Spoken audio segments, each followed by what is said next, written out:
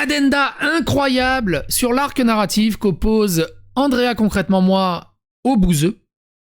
Souvenez-vous, quand on avait vidéoscopé la vidéo de la version des faits du bouseux, la chose qui nous a le plus choqué, qui m'a le plus marqué, c'est que le fait qu'elle est venue chez le bouseux avec son mari et ses gamins en caravane. Et depuis, je me suis mangé des dizaines et des dizaines de commentaires. Psycho, t'abuses, c'est un couple polyamoureux, ils sont libertins, c'est tout à fait normal ce qui se passe. Et j'ai envie de dire déjà non, parce jusqu'à preuve du contraire, bouseux n'est ni polyamoureux ni libertin. Et même si t'es polyamoureux libertin, qu'est-ce que tu viens avec tes gosses? Il y a un truc qui m'échappe, au bout d'un moment. En échelle de valeur. Et il me semble que la polygamie, c'est illégal.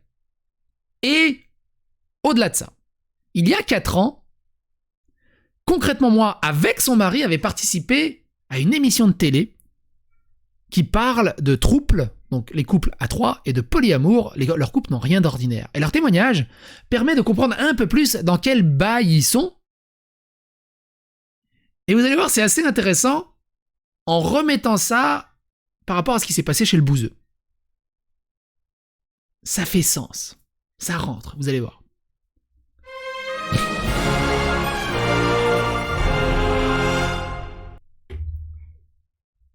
Alors, écoutez ça. Bonjour. Alors, votre histoire, vous vous êtes rencontré avec Andrea quand vous étiez tout jeune. Très jeune, oui. Quel âge? 15 ans. Vous avez décidé de vous marier, vous aviez quel âge? 24 ans. Donc, ils se sont rencontrés à 15 ans, ils se sont mariés à 24 ans. Aujourd'hui, ils ont 36... Enfin, au moment de l'émission, ils ont 36 ans. Donc, c'est un peu comme ma femme. Enfin, sauf que ma femme, moi, je l'ai connue à 20 ans, 21 ans, je crois. Ouais, c'est ça.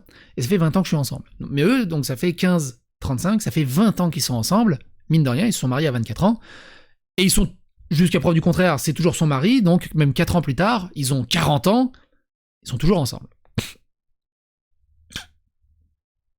Ah oui, donc vraiment, vous avez connu... Mais donc, vous aviez connu... Ah ok, c'est ça le mari. Partez pas sur le physique. Je vous ai dit, le graphisme, ça compte rien. Bon, après, la technique de tailler sa barbe comme ça pour pas montrer qu'on a un goitre unique, mais c'est une technique, Que l'un et l'autre, intimement? C'est ça, complètement. Donc, marié à 24 ans, et alors, qu'est-ce qui s'est passé après votre mariage?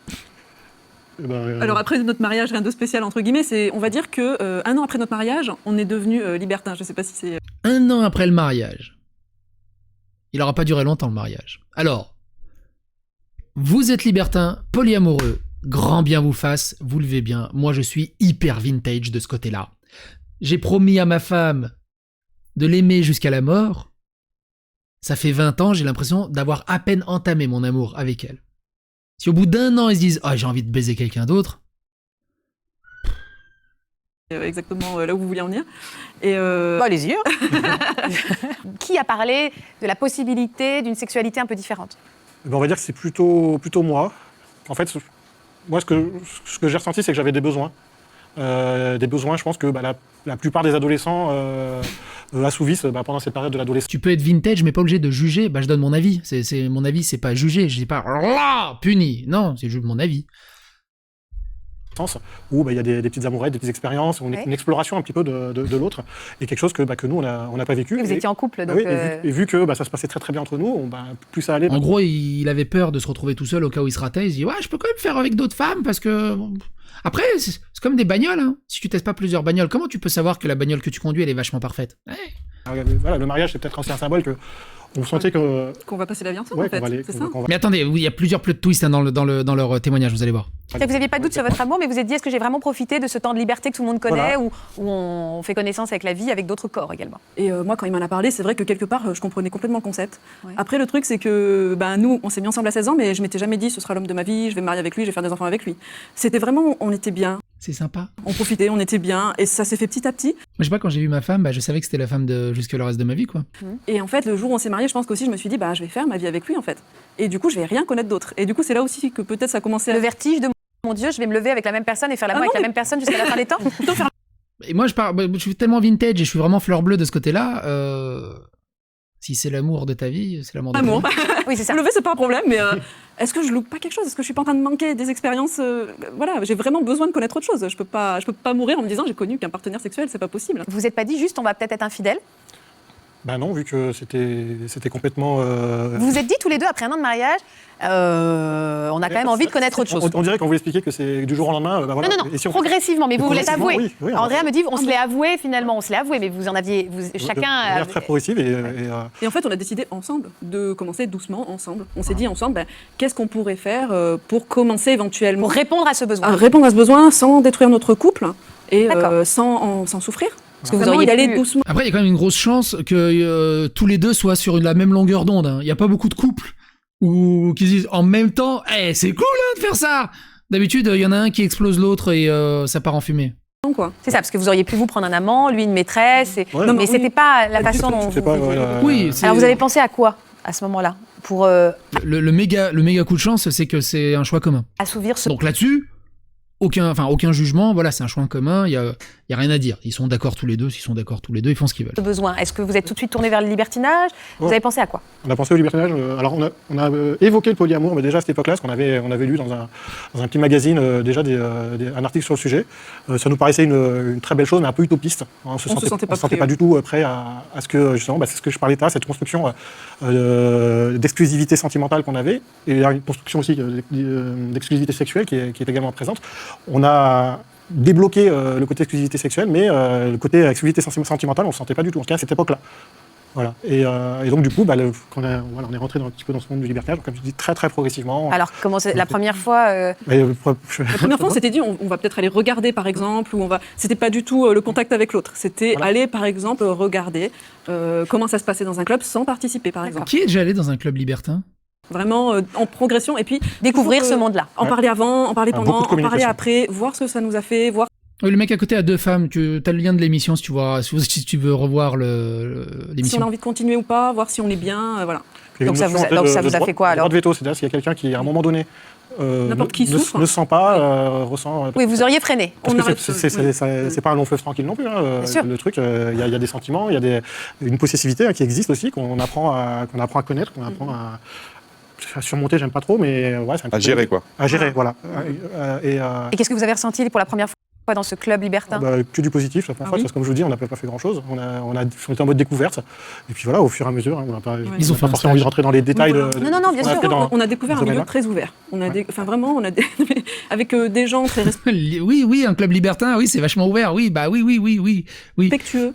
On allait à notre rythme, c'était respectueux, on y allait, on était bien. Est-ce que vous pourriez m'expliquer quelle est la différence entre l'échangisme et le libertinage? En fait, c'est quoi le libertinage? L'échangisme, c'est une des pratiques du libertinage. Le libertinage, pour moi, c'est la non-exclusivité sexuelle, et dedans, il y a plein de pratiques D'accord. possibles. C'est ça, ouais, c'est le libertinage, c'est le culte de la chair, en fait. C'est aimer la chair, aimer les plaisirs. Alors, lui, c'est le psy de l'émission.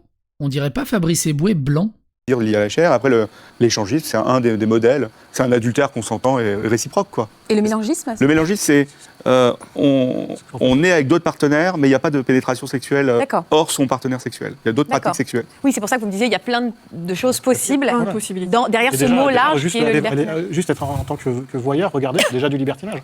Regarder d'autres faire, et puis trouver une certaine excitation, un certain plaisir. Aucun n'a été jaloux? Pas du tout. Enfin, moi, Comme je disais, un mais petit peu il y a peut-être une alors. possessivité, mais qui était gérée, quoi, parce que Il n'y avait pas de souffrance. voilà, quand je voyais que ça me dérangeait, que dans mon cœur qui se serrait peut-être un petit peu, je le disais, et puis on avançait doucement, et ça s'est globalement super bien passé. Très Quoi. bien passé. Ouais. Sauf que Sauf Sauf que qu'il y a quelque chose qui est arrivé. il y a quelque chose qui est arrivé, mais ça n'a rien à voir avec le libertinage. Et là, vous allez voir, c'est assez intéressant. C'est là où ça dérape. C'est-à-dire que c'est pas du tout une partenaire sexuelle, c'est Ah. une voisine qui est arrivée. Et en fait, on est devenus très amis tous les trois, parce que Olivier et moi, on a toujours été fusionnels, on avait les mêmes amis, les mêmes. Donc elle est arrivée, on est devenus très proches tous les trois. Puis à un moment, j'ai commencé à mal le vivre et ils sont devenus de plus en plus proches tous les deux. Elle était jalouse. Donc elle peut aller avec qui elle veut, il n'y a pas de souci. Mais par contre, si lui s'approchait un peu trop émotionnellement d'une autre, elle était jalouse. Mais retenez bien ça. Retenez bien ça. Retenez bien ça. Du coup, c'est pas du tout, voilà, ça n'a rien à voir avec le libertinage. entre Non, guillemets. d'accord. C'est vraiment autre chose. Et là, j'ai vraiment ressenti la jalousie. C'était autre chose. Et voilà, moi, autant ça me dérangeait pas qu'il ait d'autres partenaires sexuels, autant qu'il soit proche. il fallait que votre cœur, son cœur soit à C'est vous. ça, Vous c'est vouliez ça. bien partager son corps, mais pas Voilà. son cœur. Complètement. Ah, c'est bien Ouais, résumé. c'est un peu ça. Hein. Mais retenez bien ça pour après. Complètement. C'est fou, cette jalousie qui se réveille C'est un alors qu'on partage l'aboutissement de la relation. C'est étonnant. Un sentiment humain, il y en a toujours. C'est une émotion négative qui est toujours présente. Elle a des degrés variables. Vous êtes tombé amoureux de cette jeune femme? Pour moi, dans un premier temps, moi, je disais non. Alors, je l'ai considérée comme une amie, elle me considère également comme un ami. Maintenant, c'est une C'est amie. pareil. T'imagines dans ma tête de vintage, vieux boomer, cerveau-capricorne, de tenir ce genre de discours et de discussion avec sa femme, ça me dépasse. Je suis tellement à des siècles derrière dans ma tête, c'est un truc de ouf. Qui était très profonde. Il y avait pas mal de composantes en fait qu'on retrouve dans l'amour, comme une grande complicité, Oui, à la télé en plus. une intimité assez développée, de la tendresse par exemple. Mais je me disais pas amoureux parce que mine de rien, quand je me projetais dans un couple avec elle, même si je connaissais pas Andrea, je sentais que peut-être ça marcherait certainement pas ce couple. Et moi je voulais la garder comme amie très très proche avec la relation qu'on avait. Mais c'est vrai que ce qui composait cette relation-là, c'est des choses qu'on retrouve aussi beaucoup dans l'amour. Et au final, je vois que vous essayez de me poser une question peut-être. Oui, vous avez eu des relations intimes avec cette femme? Pas du tout. Pas du tout. Non, aucune. D'accord. Non, pas du tout. Non, il a rien fait du coup. Et donc voilà, ça Je pense qu'elle a dû lui faire une scène de ouf. a un petit peu aussi lancé le débat. Quand est-ce qu'on est amis, quand est-ce qu'on est amoureux?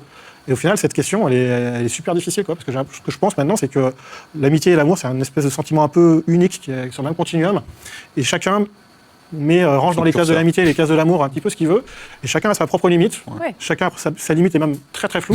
Et en fait, on est jamais vraiment d'accord. Et c'est vrai que aujourd'hui, j'ai plus envie dans mes différentes relations, de me définir en tant qu'ami ou amoureux, parce que ça met des étiquettes, et j'ai plus envie de parler de ce que je ressens et les composantes qu'il y a dans cette relation. Mais vous dites quoi alors à un ami? Je suis un peu amoureux de toi avec des Je suis émotions positives. ni ami ni amoureux. Après, vu que je suis hétérosexuel avec un ami, Mais avec une amie, pour vous, la zone est un petit peu floue. c'est trop flou en fait, et ça fait trop rentrer dans les cases. Ça existe une amitié homme-femme? Juste amicale? Grosse question. Hein. Curseur, quoi. Cette relation que j'ai eue avec Ils sont juste frustrés et malheureux dans leur couple, c'est ça en fait. Ils se sont mariés, tu sais pas trop pourquoi. Ils avaient peur de rester seuls, tu sais pas trop pourquoi. Et du coup, ils essayent de sauver les meubles comme ils veulent, quoi. cette voisine, aujourd'hui, j'arrive pas à me positionner à dire c'est de l'amitié, c'est de l'amour. Donc potentiellement, vous êtes quelqu'un de polyamoureux. En tout cas, voilà, ça a été l'évolution en fait qui a pris notre couple. C'est-à-dire que maintenant, vous êtes devenus des polyamoureux? Complètement. Alors, les polyamoureux, c'est-à-dire qu'aujourd'hui, on a arrêté le libertinage, vous l'avez mis de côté. Non, Alors, ok. Mais alors, du coup, vous avez des relations amoureuses avec d'autres personnes en plus que votre. voilà. En tout cas, on se l'interdit pas.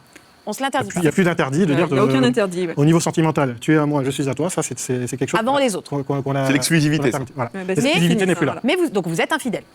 Bah non, en fait, Ah non. pour nous, Bah si. Ça. Tu peux dire polyamoureux, libertin et tout, mais la base, le socle premier, c'est l'infidélité. Enfin, surtout si vous êtes marié. Non, ça, bah c'est non. parce que non, c'est en non, transparence. parce que Ah vous non, lui ils sont dites, pas vous lui dites, mais vous aimez d'autres personnes. Vous pouvez avoir une relation qui peut durer longtemps. C'est-à-dire que c'est pas que complètement. un soir Ah, dans un non, attrait pas du tout. sexuel. Vous avez des vraies relations parallèles. Voilà. Et tout le monde est au courant. Ah, bien L'autre sûr. aussi. Bien sûr, toujours. Ah oui, bien sûr. Par exemple, en ce moment. Franchement, Donc, on est d'accord. La base, c'est Andrea et Olivier. Et vous avez quelqu'un dans votre moi, vie? j'ai zéro autre relation. Donc lui, il a zéro autre relation, et quand il est commencé à tomber amoureux d'une nana, bon bref, elle l'a bien remis à sa place, elle était hyper jalouse. Ok. Et Andrea? Ça va faire un mois que je crée une relation avec un autre homme. Par contre, elle y voit aucun problème. Et du coup, là, c'était il y a 4 ans. Donc quand elle dit ça, je suppute, ça coïncide parfaitement au niveau du calendrier, elle parle du bouseux en fait.